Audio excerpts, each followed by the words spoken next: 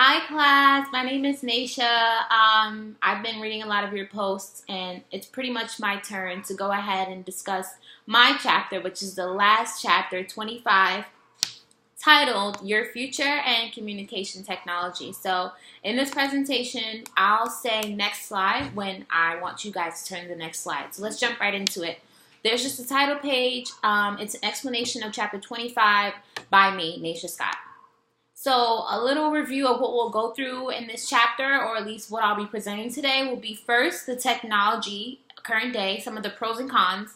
Then we'll jump right into the business side of making money from new technologies. There's something called the 5-step process to make businesses boom, to help them stay relevant. So we'll get more into that once that comes.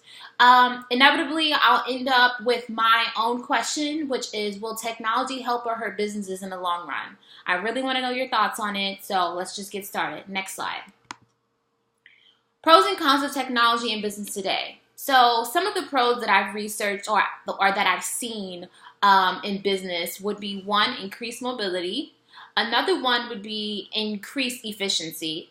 Some cons that I've seen would be growing costs of compliance, loss of productivity, as well as liability. So these are 5 that I was able to kind of really take into consideration of like, oh, you know what, that does make sense. So in terms of increased mobility, technological advancements make mobile offices a greater possibility. Applications develop, smartphones have developed. They bring minute-to-minute services directly to the customer or the work site.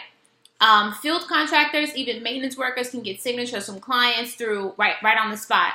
I think that with businesses, this helps the mobility of it. This helps things generate faster, better. Which gets me into another pro, increased efficiency. So a few years ago, businesses had to spend money on a flight, to go to meetings, to meet up with clients all around the world. But now they can do face-to-face, interface meetings through like what I'm doing now on a webcam, on a smartphone. Being able to FaceTime people, conduct meetings like that. So that's making the business more efficient. As before advanced technologies and the ubiquity of the internet connections, collecting and analyzing any data was expensive and time consuming. But today we have all these infometrics and different professionals who bring forth all these different ways to help us online shop, navigate through social media and things like that. So now we'll get into the cons of, how businesses can run into, as I said, the growing cost of compliance. So when technology crosses into the realm of important social issues or government entities, they often overstep on regulations. So this kind of imposes, the HIPAA Act, Accountability Act, and things like that. I think that there's always going to be that fine line of what's private, as we've discussed in another chapter, just overall safeguarding of information. I think that sites like, unfortunately, Skype or Gmail, they operate on a reality that home business and internet connections offer a flat monthly rate.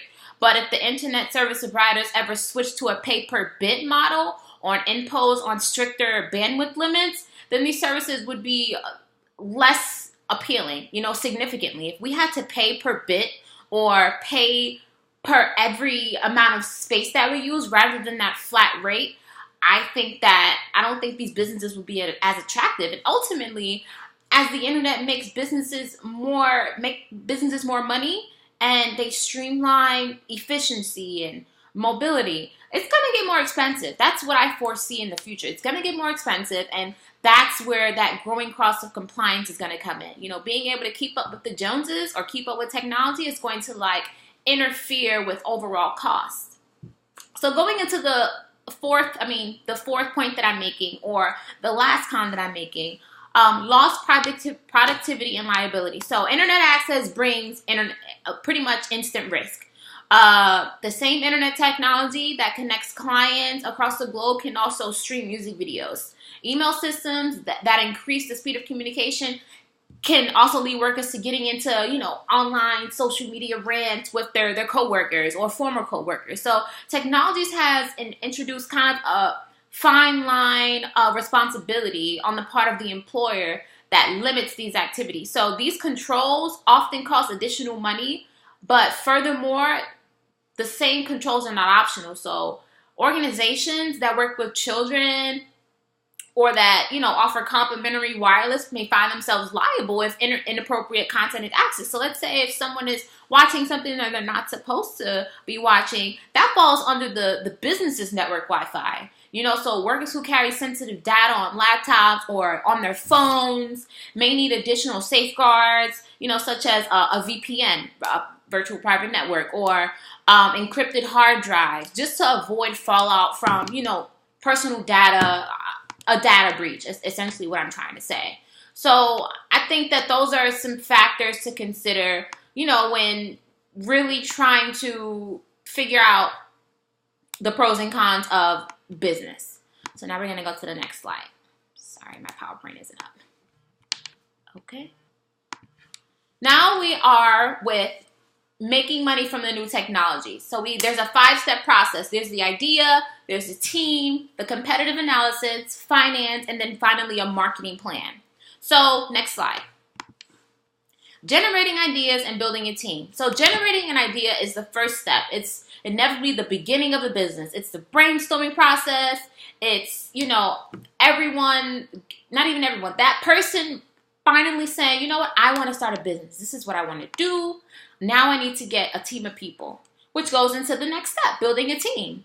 So building a team means more than picking your friends. You want to pick people who are experienced, who are passionate, who are executors and producing a quality product, or are passionate about peddling that idea. I think that it's really important that people realize that in business relationships, you can't always choose people who, are your friends. So that's something to really think about. Next slide. Now we have competitive analysis and finance. With a competitive analysis, you're basically identifying the challenges and strength before briefing or presenting the course of action. So you're getting everything together, you're letting people listen to your plan, and then with the finance part, you're developing a plan to determine what the financial needs are going to be.